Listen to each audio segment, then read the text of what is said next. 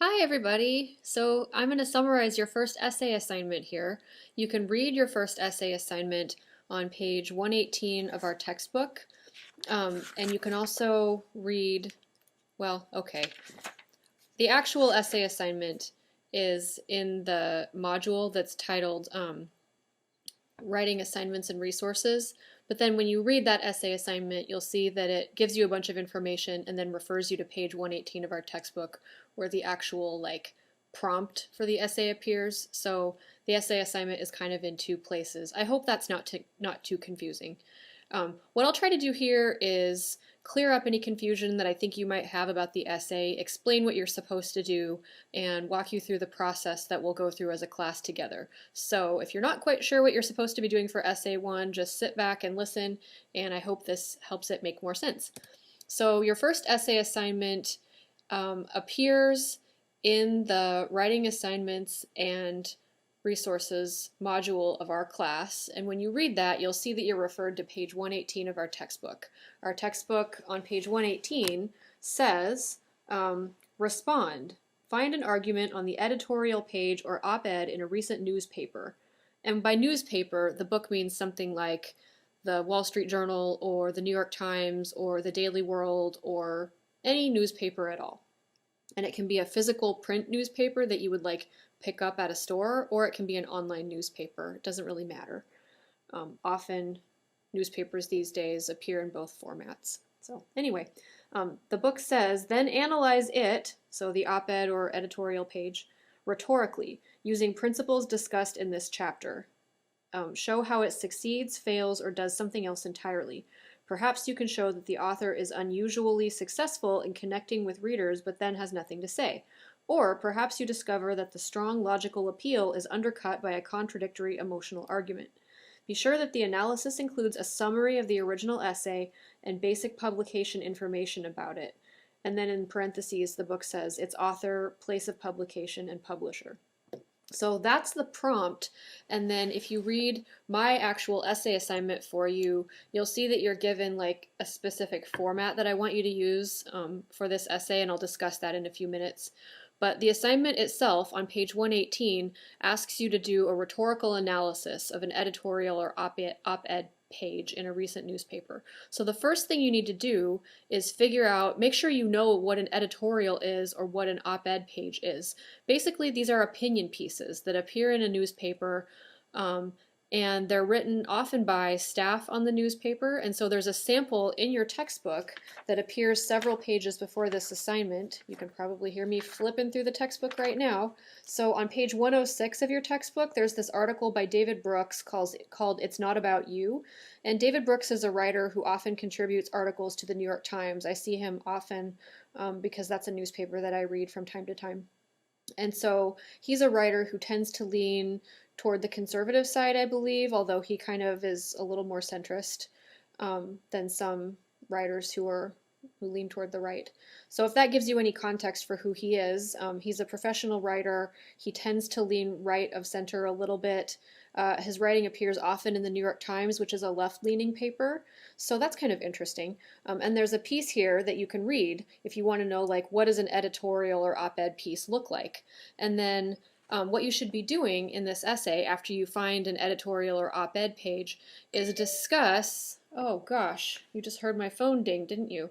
My mom is texting me because she is watching my little boy right now so I can get this lecture filmed or recorded.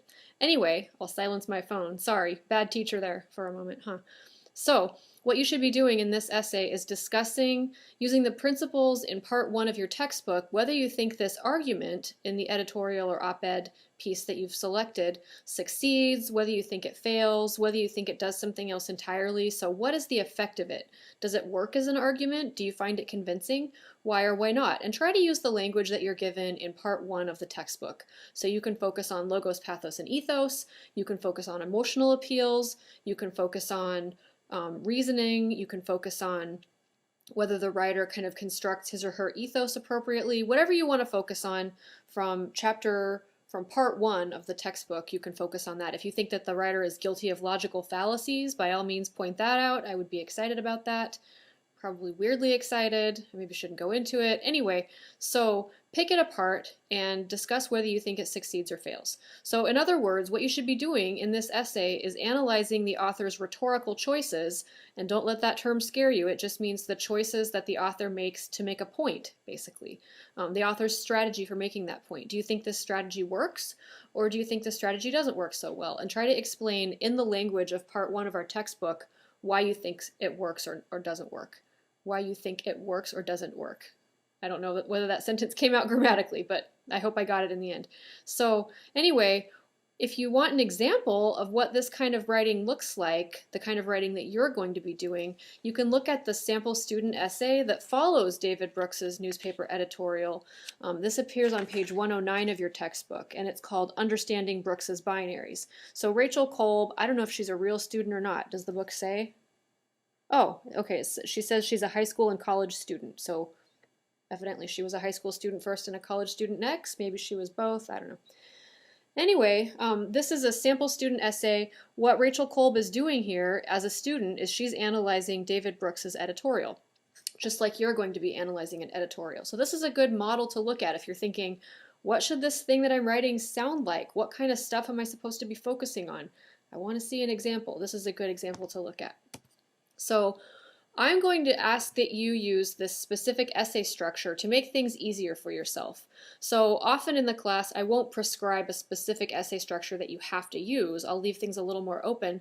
But since we're first starting out, and since some of you probably have never written an essay, or it's been 20 years since you wrote an essay, or you've written essays in different contexts and you're nervous about writing this one, I want to give you a little more structure and a little more I want to give you a specific prescribed essay structure for you to use so that you don't freak out in some. So anyway, what I want you to do for this essay is write first an introductory paragraph in which you introduce your topic and your thesis statement. Now your topic for this essay is the editorial or op-ed piece that you choose. That's your topic. So introduce that first in the introductory paragraph. Don't begin with like the general vague idea of the piece that you've chosen. Begin with the piece and kind of explain it a little bit. And then the last sentence of your introduction should be your thesis statement.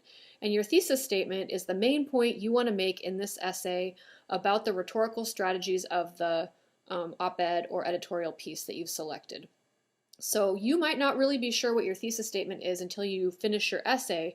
You can have what's called a working thesis if you start writing your introduction first in the thesis position, and a working thesis is a thesis that's open to change. So you can write your essay and then you can go back and look at your thesis statement and think about whether you actually ended up kind of proving the point that you set out to prove, and if you didn't, you can adjust your thesis so that it's actually what you want to say. So consider your thesis statement a work in progress, a kind of a working thesis as you're writing. Body paragraph number 1, so the paragraph that follows the introductory paragraph, should briefly summarize your source. And in this paragraph, you should be saying things like, the author writes, the author says, the author thinks, the author believes. You shouldn't be just writing about the topic kind of in a transparent way. You should be making it clear that you're summarizing a source. So make the language of your essay reflect that. Make it clear that you're summarizing a source in body paragraph number 1. I hope that makes sense.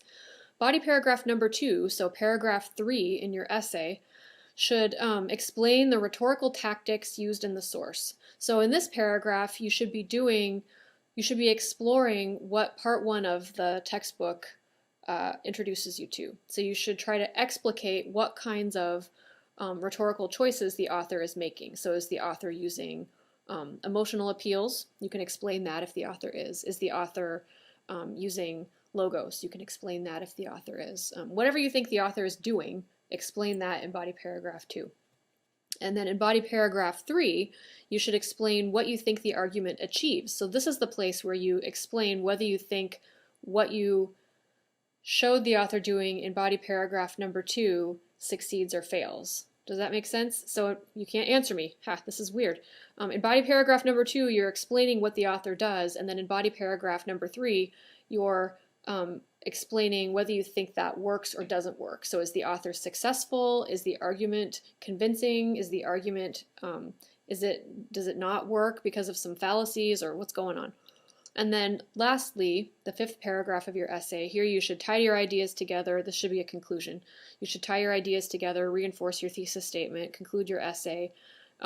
So you should end up with a 5-paragraph essay, and I want you to do exactly what I'm saying here. So each of the paragraphs in your essay should do what you see here. And this expected essay structure in this slide is reproduced for you in the essay assignment that appears in the writing assignments and resources module of the class. Whew, this is a lot of information. So the process we'll go through together as a class is this. So the first thing you need to do, probably obviously, but I don't know, is choose an op-ed or editorial piece from a newspaper. And you can use one of the online databases through our library to do this. We have online databases that specifically are for newspapers. And so if that would be useful to you, you can do that. If you have a go-to newspaper that you read every morning with your coffee or something, by all means, just pick an op-ed or editorial piece from that you'd like to use. If you have no idea, like you've never read a newspaper, newspapers freak you out, go to the Daily World Online. It's a local newspaper, and I know there are editorials there, and you can read, I think, 10 free articles a month online, and then it cuts you off and you have to pay. So, I mean, that would be one way you could go, and you might get to read about local news, and you might discover something that's fabulous and wonderfully written, or you might discover something is terrible and you want to pick it apart, or I don't know. Anyway, so the next thing to do is to do some thinking about what you want to say. So whatever you've done before as far as pre-writing goes, make a bubble chart, write down a bunch of ideas on a cocktail napkin, write an outline, do what you would normally do to try to think about what you want to say in this essay. And then after you've done a little thinking about that, participate in the discussion. So you have a class discussion about this essay in which you'll get to kind of post the ideas that you're rustling around, I guess, jostling around about this essay, and you'll get to see what other students are thinking about writing about too. And that'll help you, I think, because you'll get to see whether you're generally doing what other students in the class are doing, or whether you've like completely misinterpreted the assignment and you're doing something weird and you need to rethink it. Like I've had students before kind of misunderstand this assignment and other assignments, and they end up for this assignment like writing about a short story by Hemingway or something, which isn't, I mean, Hemingway's great, short stories are great, just not the assignment. So make sure you're really doing what I'm asking here. And one way to ensure that you're doing what I'm asking is to participate in this discussion and check in and see what other students are saying and just kind of make sure you're on the right track. If you're not sure you're on the right track, of course, you can ask me and I'll always be able to tell you, hey, you're doing what I'm asking, or like, wow, nope, you're doing something, but it's not what I'm asking. So anyway, after you've participated in this discussion, write a draft and then submit your draft to the peer review Dropbox. And the peer review Dropbox will allow you to upload a draft, and that draft is the entry ticket to the peer review. So you don't get points for submitting your draft. If you just submit the draft, you will get a 0. Submitting the draft makes it so that you are assigned someone else's work to review, and you'll be automatically assigned someone else's work. You'll be able to see whose work you're assigned in either the Canvas to-do list over in the margin of the page, or if you go into the Dropbox and you look right under where it says you submitted an essay, under that you should see whose work you've been assigned. And I think I have the Canvas Dropbox set to assign peer reviews at 2 a.m. So if you check back like 5 minutes after you upload your draft right at midnight or something, you won't see a peer review assignment. But if you check back the next morning, whatever time you get up, 5 o'clock, 10 o'clock, whatever, if you check, you should see a peer review assignment. And then what you do is go into the weekly module and look at the directions for completing the peer review. There are specific questions you need to answer. There's a specific process I want you to use. Make sure you really do what I'm asking so that you'll get full credit. And then after that, after you've completed the peer review, then you can make adjustments to your draft. If you get a really good review and you want to adjust what you've said, if you want to take your peers' feedback into account, you can do that. You don't have to. If you get a review that you don't think is that good or something, you don't have to follow what your peer is saying. Or if, God forbid, you don't get a peer review, if your peer fails you, you can still submit a draft to me for a grade, and you should. Please don't not submit a draft because you didn't get a peer review. And if you're nervous about submitting your draft, if you want me to take a look at it before it's due, I'm happy to do that, as long as it's not like 5 minutes before it's due, because as I've said before, I won't be awake at midnight. I'll be in bed. But anyway, don't forget to submit that final draft to me for a grade. I don't take any late work, so make sure you get it in on time. It's worth 200 points. It's a huge chunk of your grade, so make sure you get that in, early if need be. And then I'll grade that when I get to it. It kind of depends what I have going on and what else is happening in my other classes. This isn't the only class I'm teaching, and so it might take me a couple of days, a week, who knows, to get your draft graded. But I'll get it graded before the next essay is due, certainly, so that you'll be able to look at it before you're submitting your next essay. Oh goodness, I'm going to cough. Excuse me, I need a sip of tea. Oh, sorry. I don't know what's going on. Seasonal allergies or something. So anyway, I hope this helps you understand the essay assignment. If you have questions about it, make sure before you ask those questions, you've read the assignment thoroughly, you've read part 1 of the textbook thoroughly, you've watched, well, of course, if I'm saying this, you've watched this lecture. Make sure you've watched last week's lecture.